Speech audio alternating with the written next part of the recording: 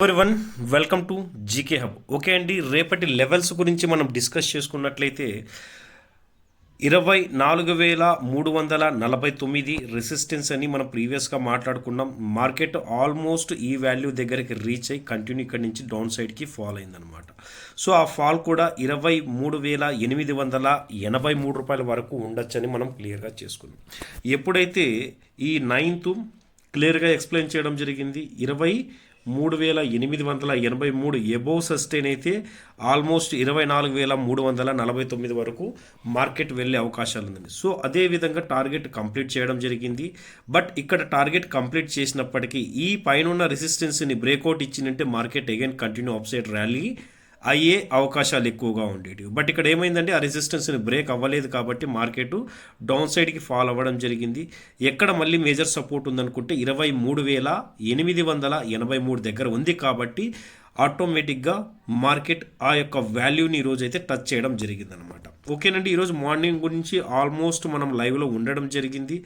Morning time లేకపోవడం వల్ల మన యూట్యూబ్ ఛానల్లో పోస్ట్ చేయడం జరిగింది.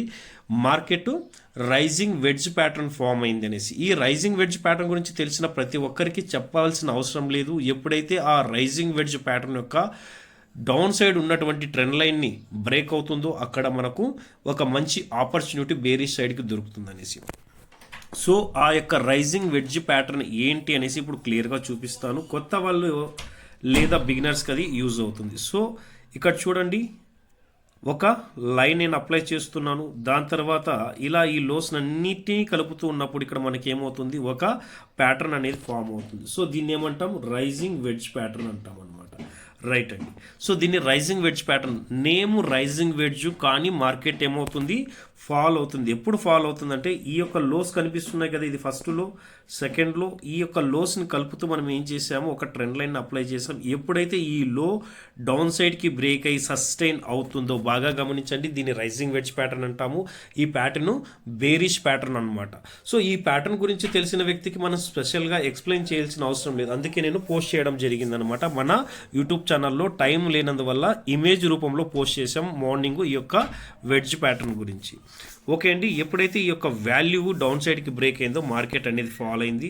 ఫస్ట్ టార్గెట్ ఏమవుతుంది, ప్యాటర్న్ ఇక్కడ స్టార్ట్ అయింది కాబట్టి ఇక్కడ వరకు ఫస్ట్ టార్గెట్ అవుతుంది.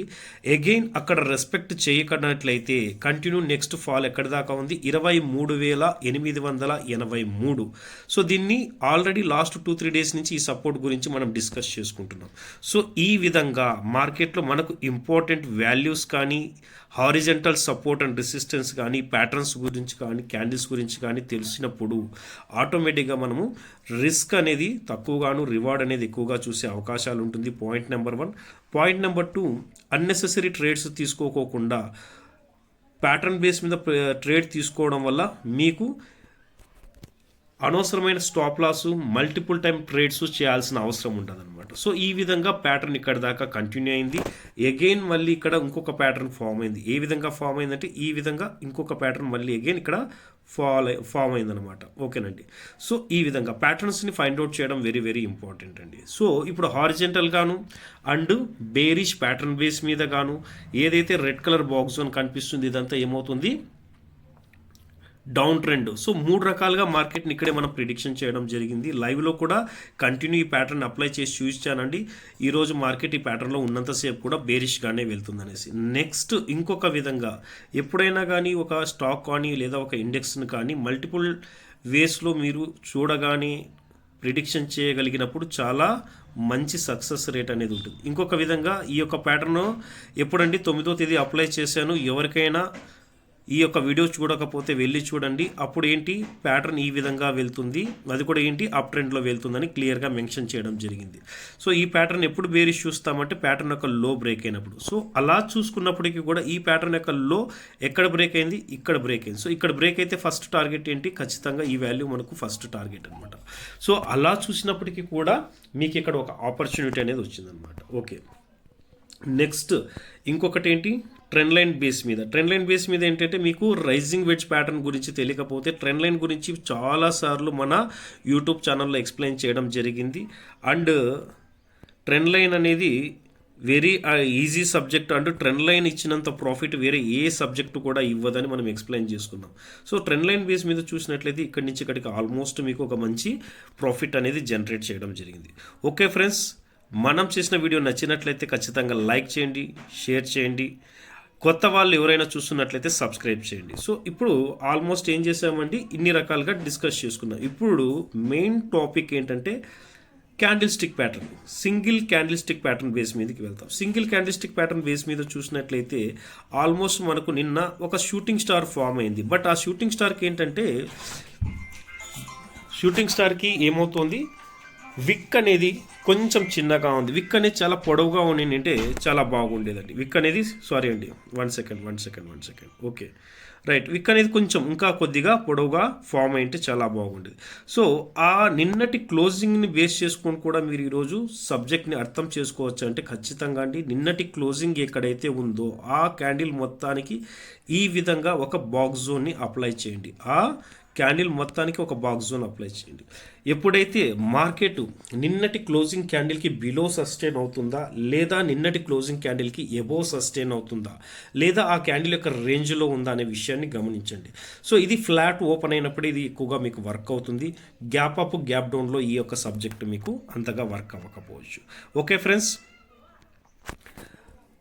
ఆల్మోస్ట్ మార్కెట్ని క్యాండిల్ బేస్ మీద, చార్ట్ ప్యాటర్న్ బేస్ మీద, బుల్లిష్ ప్యాటర్న్ బేస్ మీద లేదా బేరిష్ ప్యాటర్న్ బేస్ మీద ఎలా ప్రిడిక్షన్ చేయాలనే విషయాన్ని క్లియర్గా అయితే ఎక్స్ప్లెయిన్ చేయడం జరిగింది. అలాగే ట్రెండ్ లైన్ బేస్ మీద కూడా ఎలా మనం మార్కెట్ని చూడాలో ఎక్స్ప్లెయిన్ చేయడం జరిగింది.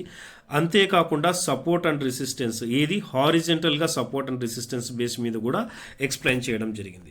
నెక్స్ట్, రేపటికి ఇంపార్టెంట్ వాల్యూ ఏదైనా ఉంది అనుకుంటే బాగా గమనించండి. ఈ ప్యాటర్న్లో వెళ్తున్నంతసేపు, రేపు ఈ ప్యాటర్న్లో ఉన్నంతసేపు కూడా మనకి ఏమవుతుంది, బేరిష్ అవుతుంది. ఈ ప్యాటర్న్లో ఉన్నంతసేపు కూడా మార్కెట్ మనకు బేరిష్గానే చూసే అవకాశాలు ఎక్కువగా ఉంటాయి. ఫ్లాట్ ఓపెన్ అయ్యి లేదు gap up or gap down అయినప్పుడు రేపటి లెవెల్స్ ఏంటనేసి మనం చూసుకుంటే, గ్యాప్ అప్ అయిందనుకోండి, ఫర్ ఎగ్జాంపుల్ ఒకవేళ మార్కెట్ గ్యాప్ అప్ అయితే ఆల్మోస్ట్ ఈ రేంజ్లో ఎక్కడన్నా గ్యాప్ అప్ అయి మార్కెట్ అప్ సైడ్కి మూవ్ అవుతుంటే 24,349 అనేది మనకు ఒక మంచి రెసిస్టెన్స్గా వర్క్ అవుతుంది. బాగా గుర్తుపెట్టుకోండి, గ్యాప్ అప్ అయినప్పుడు ఈ విధంగా ఉంటుంది. లేదు మార్కెట్ గ్యాప్ డౌన్ అయింది అనుకుందాం, గ్యాప్ డౌన్ అయితే ఏ విధంగా ఉంటుందో దాని గురించి కూడా ఎక్స్ప్లెయిన్ చేస్తానండి. ఒకవేళ మార్కెట్ గ్యాప్ డౌన్ అయింది, అది స్మాల్ గ్యాప్ డౌన్ అయితే ఓకేనండి. ఒకవేళ పెద్ద గ్యాప్ డౌన్ అయినప్పుడు ఎలాంటి వాల్యూస్ మనకు ఇక్కడ చూడాల్సి వస్తుందనే విషయం చేస్తాను. సో 23,964 కిందగిన ఓపెన్ అయితే 23,694కి బిలో ఓపెన్ అయింది అనుకోండి, అప్పుడు ఏమవుతుంది, ఇదే వాల్యూ మనకు రెసిస్టెన్స్గా వర్క్ అవుతుంది. అలా కాకుండా 23,694కి గ్యాప్ డౌన్ అయింది, బట్ ఇలా మార్కెట్ ఓపెన్ అయినప్పుడు అప్పుడేమవుతుంది, ఇదే వాల్యూ మనకు సపోర్ట్గా వర్క్ అవుతుంది. అప్పుడు ఎలా ఉంటుందంటే, వాల్యూ అనేది ఈ లైన్కి ఎబో సస్టైన్ అయితే అప్ ట్రెండ్ చూసే ఛాన్స్ ఉంటుంది, ఈ లైన్కి బిలో సస్టైన్ అయితే డౌన్ ట్రెండ్ చూసే అవకాశం ఎక్కువగా ఉంటుంది. సో ఎప్పుడు కూడా మార్కెట్లో నిన్నటి క్లోజింగ్, ఈరోజు ఓపెనింగ్ అనేది వెరీ వెరీ ఇంపార్టెంట్ అండి. సో దాని గురించి కూడా ఒక సపరేట్ వీడియో అయితే మనము మా వీకెండ్లో చేసుకుందాం. Thank you friends. వీడియో నచ్చినట్లయితే ఖచ్చితంగా లైక్ చేయండి. జై హింద్.